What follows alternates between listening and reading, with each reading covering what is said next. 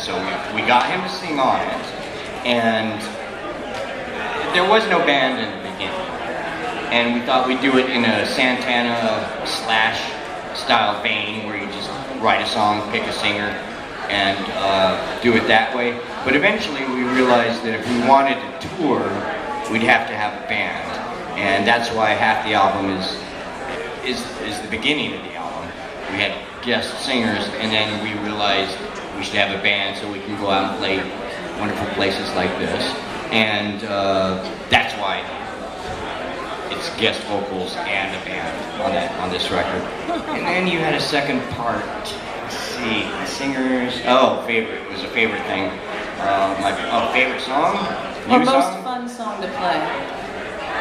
You don't have to be. My favorite song on the new record would have to be the first one I wrote, which is Exquisite Tenderness, the piano piece.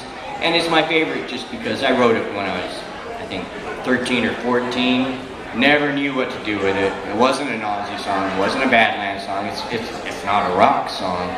But I always had it, and I never knew what to do with it. And I thought it would just die with me.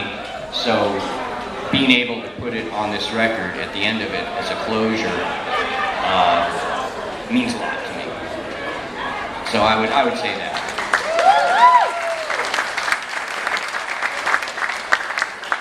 To your left. Me again. Again? If you take away Ozzy, Red Dragon, Badlands, do you think that Rough Cut or Mickey Rapp would have been more successful and or had a better following if you had gotten to stay with them? Yeah, I was wondering where that question was going. Wow. I don't know. I mean,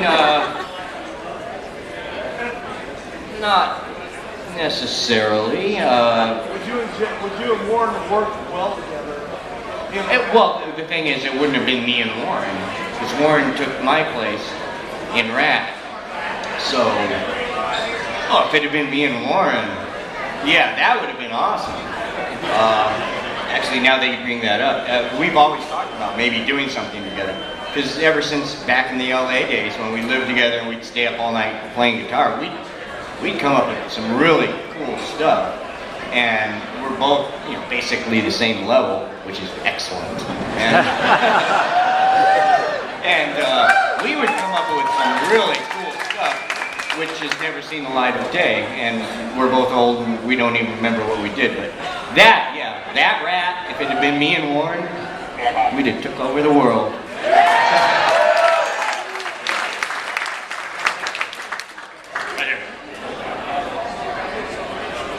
You mentioned playing with Ozzy, and if you could go back and play with another band, what band would you play with back in the day? Is it like any band in history? Any band in history that you could play guitar with? Well, I think I answered this on the metal show. The Who. The Who's one of my all-time favorites, and Pete Townsend's a great guitar player. I love his playing, but I think I could have added that little bit of spice in there, And with him playing rhythm and Keith Moon and Anthony, yeah, The Who. I wish I could have been in The Who. All the way in the back here. Can you see it, Jake? Straight down the back. It's the Hammerjack shirt. Important question. Do you need another Jameson? No, I'm good right now, but I don't have any shows tonight, and this is a cruise. You're supposed to get fucked up. By the way, it's these two guys that have the mics. They're the ones that woke everybody up. What was it, 8 in the morning or something? It was almost 10, just for my... Almost 10, okay. I didn't go to bed till 5. We're sorry. Are you? Like it anymore than you You're do. sorry, and it's not going to happen again, right? It hurts me as much as it hurts you. It really does. I doubt it. You want to go first, Jake? Go ahead. Okay, right here, brother. Hi, Jake. Howdy. I want to talk about Retraced because it came out in 2005 and it sounded like it was the funnest album ever to make. How come that didn't get you back into the scene 10 years ago when it could have been? Well, It was, Did you want to be in the scene 10 years ago? Yeah, not really. It was because I've known Mike Varney for years and years, since the '80s, and he hunted me down. He was one of the guys that was hunting me down, and he actually finally, after a couple of years, he said he finally tracked me down, knocked on my door, and asked me if I'd be interested in doing anything, and I told him no. And he said, well, it could be anything. You could just do a bunch of cover songs. I'm like, yeah, that sounds really cool. No. And then he said, well, what about if it's songs that you played when you were a teenager, when you were first learning? How about if you go back and revisit those? And I said, well, that makes it sound a little cooler, but I don't think so. So he left, and he came back the next day and said, how about if you get to play with Bogert and come on, help me out. You're the one that asked. What? Dunbar. Yes. Sorry. Dunbar and Bogert, and those were both like childhood, not heroes, but people I looked up to when I was growing up. So that made it very intriguing, and so I did do the project. But I still didn't see a need for me to, stick my head in to the current rock affairs. Yeah. We're still deep back here. We got one. Hello, Jake. Thanks for joining us on the cruise. I wanted to ask you, what did you do roughly in the first 5 years when you went into your hiatus after Badlands and Wicked Alliance? First 5 years after Badlands, after Wicked Alliance? The Wicked Alliance, yeah, that's the tour that made me decide I don't need this anymore. Worked on a lot of cars. I really got into the car thing, and then after that, after I got tired of banging my knuckles up and being dirty all the time from working on cars as much as I like doing it, I wanted to find another hobby, and that's when I got into computers.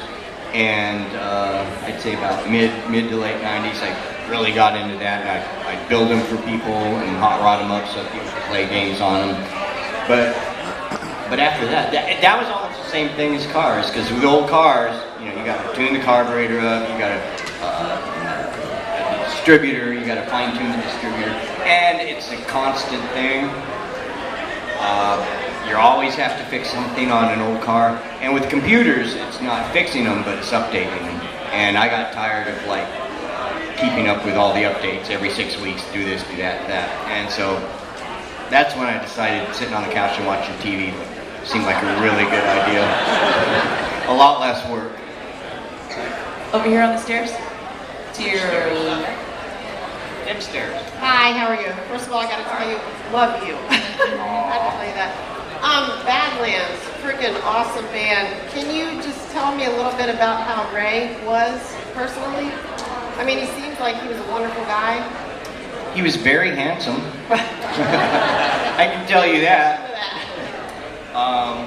Yeah, because I always felt like I was kind of a good-looking guy up until I got Badlands together, and then I knew what it was like to be a nobody, because we'd be in a room full of girls and nobody would pay attention to me, and I don't blame them. Ray was he was good looking, but he was very charming. He had a lot of charisma. I mean, when you were hanging out with Ray, you felt like you were at the most interesting place in the world, that there was no other place you'd rather be. You were the coolest people. You were hanging in the fishingest place to be.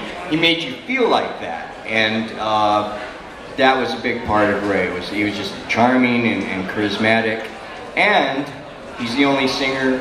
Two things: the only singer I knew that would stick around after the gigs and help load gear up, and the only singer I knew that during sound check, all he would say is, more guitar, make my ears bleed, more guitar. Singers never say that. I mean, you might not know that. Singers always say, can you get the guitar down to my monitors, I want to hear more of me. With Ray, it was always, more guitar, and it made me love him a little bit more.